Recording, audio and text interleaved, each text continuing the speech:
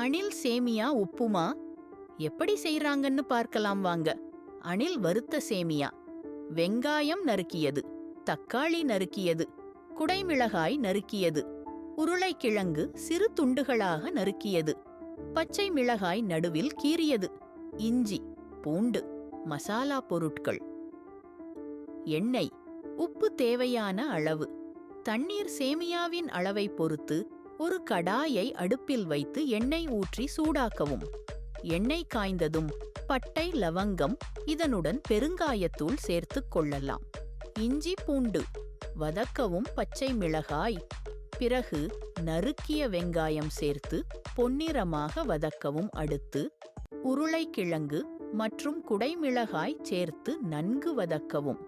அடுத்து தக்காளி நன்கு வதக்கவும். தேவையான அளவு உப்பு சேர்த்துக் கொள்ளலாம். மஞ்சத்தூள் சிறிதளவு போட்டுக்கொள்ளலாம். பிரியாணி மசாலாவும் இதில் சேர்த்துக் கொள்ளலாம். கரம் மசாலாவும் சிறிதளவு சேர்த்துக் கொள்ளலாம். தேவையான அளவு தண்ணீர் சேர்த்து காய்கறிகள் வேகும் வரை கொதிக்க விடவும்.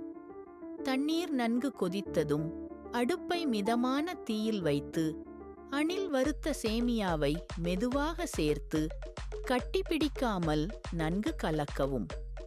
கடாயை மூடி வைத்து அடுப்பை அணைக்கவும்.